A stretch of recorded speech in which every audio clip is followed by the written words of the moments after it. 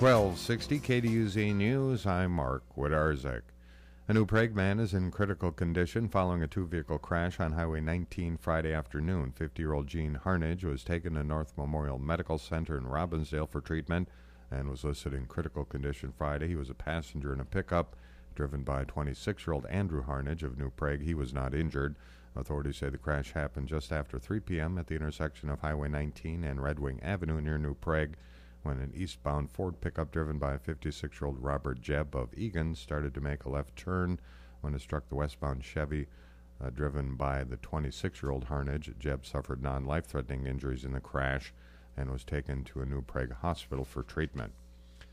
Motorcycle deaths are up this year on Minnesota roads, about 3 ahead of last year at this time. State safety specialist Bill Schaefer says there have been an unusual number of crashes where the rider hits the vehicle ahead. Collisions where motorcyclists have rear-ended other vehicles and died. I look at that as not knowing exactly the cause, whether they were going too fast or they didn't apply their brakes properly, that is, using their front brake as well to help scrub off that speed.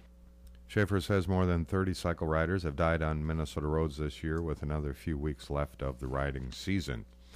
A suspect in a series of vehicle thefts was taken into custody after several days on the run. 37-year-old Matthew James Robleski of Wilmer is being held in the Meeker County Jail and faces multiple charges.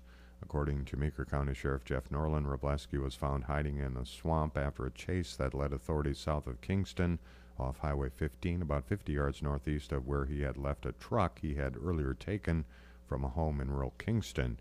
Robleski had been the focus of an intensive search last week by law enforcement officials from several counties. Rain is bringing good news to northern Minnesota. Precipitation tamed the month-long Pagami Creek fire and is expected to continue to do so with a wet forecast for the next few days. Lake County Sheriff Kerry Johnson says over 100 homes and businesses were evacuated as a result of the flames. There was some frustration, and understandably so when it gets to a point, I think, where it's grown large enough to where now we're looking at evacuating areas. Water levels have dropped below the high water ordinance threshold on Wright County's Lake Sylvia, so authorities say the no-wake restriction has been lifted. The high water ordinance is still in effect on Sugar Lake. The slow no-wake zone is only in effect within 300 feet of the shoreline. A new book tells of a lack of leadership within the Obama White House. More from ABC's Brad Wheelis. Focus on the White House. His polling numbers are not good, and this won't help. A new book called Confidence Men is due out tomorrow, and it's an unflattering picture inside the Obama White House. ABC's Ann Compton. This book about economic decision-making at the height of the financial crisis could not come at a worse moment, Brad, for President Obama and his low approval rating. It overshadows his new deficit reduction announcement. His jobs plan is getting no traction, and the president spends most of this week at the United Nations, where Mideast policy is spinning out of his control. The book suggests there was nobody in charge. The president failed to make decisions. Former economic advisor to Vice President Biden, Jared Bernstein, questions the accuracy of Ron Suskin's book. I know Ron is good at what he does. I spoke to him myself.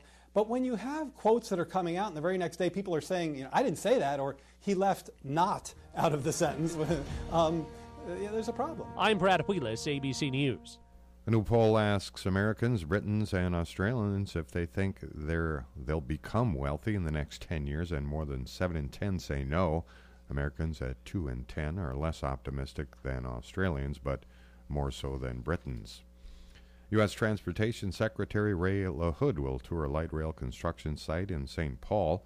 LaHood will meet with workers today at the future site of the Central Corridor Light Rail's Union Depot station. He'll be touting President Barack Obama's proposal to create jobs, which includes money for transportation.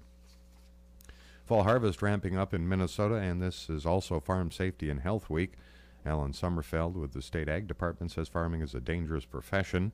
69 people died of work-related injuries last year, and 23 of those accidents had something to do with agriculture. We've had many people die in Minnesota in the last several years after becoming trapped in augers or in grain bins. Because of the grain gets stuck, they climb inside, then it begins to move again, and it's like quicksand.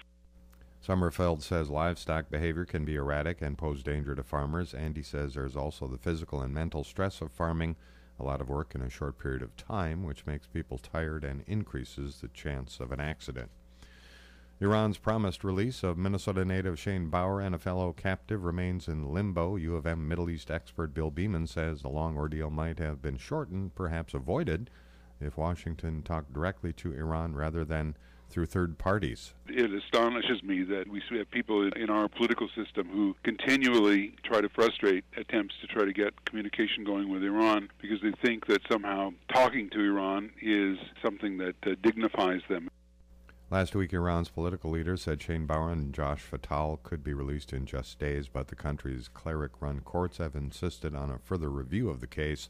The two Americans were convicted of spying, which they deny. Shelley Duncan homered to start a 6-run seventh and added a 2-run double in the inning as Cleveland rallied for a 6-5 victory over the Twins yesterday, completing a 3-game sweep. Carlos Gomez and Prince Fielder each hit 2-run homers in the first inning, and Zach Greinke breezed through 7 innings, leading the Brewers to an 8-1 win over the Cincinnati Reds for a series sweep. LeGarrette Blount's 4-yard touchdown run with 31 seconds left lifted Tampa Bay past the Vikings yesterday 24-20. I formation behind Freeman.